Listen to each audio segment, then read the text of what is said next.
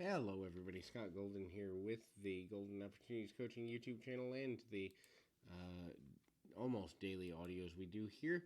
Hopefully, they are helpful to you. We've got over 650 available for your listening pleasure on a variety of topics. We try to be here every day or close to it. The more we're here, the more we realize that we can make a massive difference for people for a variety of reasons. That is our main goal. If you are struggling with depression or feelings of inadequacy or any other mental and emotional and spiritual health related challenge, certainly I encourage you to get a counselor, a coach, or some other form of assistance. Usually, building a diverse team is the best way to find solutions as quickly and efficiently as possible. And we're going to kind of look at signs of depression. We've kind of done a signs of depression series, and I want to continue that. But if you're looking for help and I can be of assistance, please feel free to reach out at PO Perception on Twitter or in the About Me section of this YouTube page. You can go to my website, contact information, all that good stuff, and we can go that way. Signs of depression. So physical pain.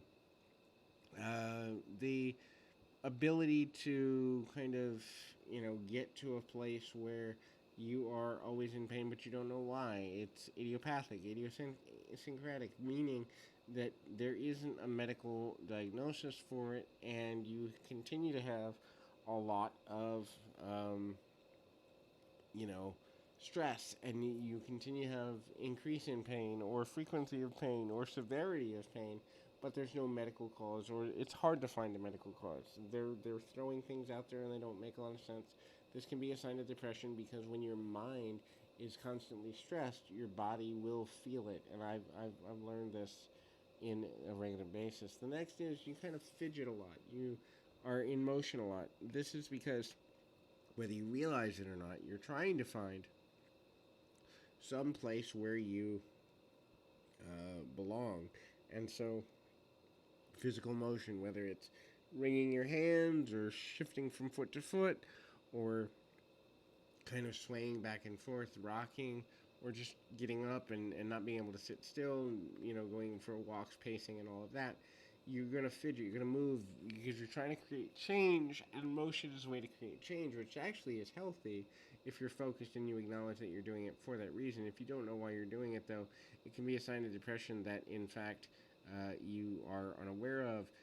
The inability to look ahead, so the inability to plan even later in the day or later in the week or a month out, it can be a sign of depression because the idea that time is going to pass but you're not going to be in any better situation, and because your inability to focus is at such a premium high that you can't imagine not being in a situation of, still needing to be in worry or stress or whatever, and you're looking at it and you're going, well, this doesn't make any sense. I don't want to feel this way, but I can't imagine what I'm going to be doing in a week, a month, or a year, or whatever. And that lack of security, that lack of stability, that lack of knowledge becomes painful because you're not really ever making progress towards the ideas, the goals, the desires of your heart or your mind or your spirit, but you're doing things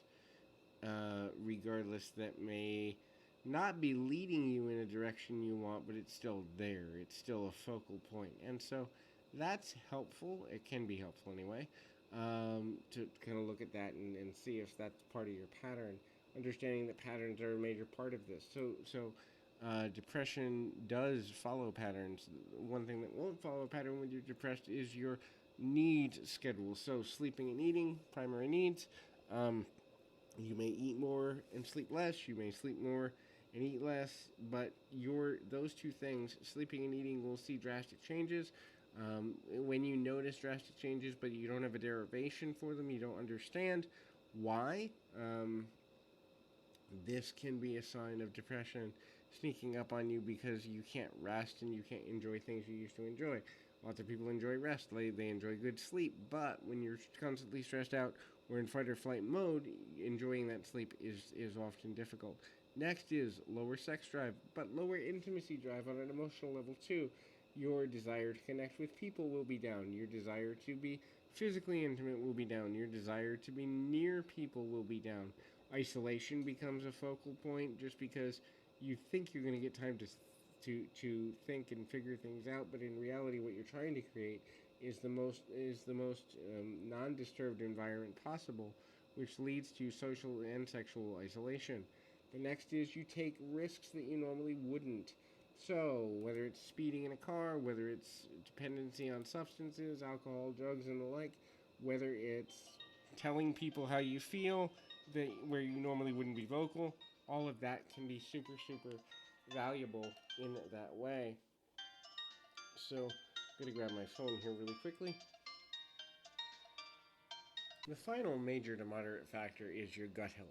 So whether it be nausea, whether it be feeling bloated, whether it be feeling ill at ease or having difficulty with food in general, that is being extra hungry or not hungry at all, gut health is often a sign of situational depression and or things that'll sneak you as far as depression is concerned.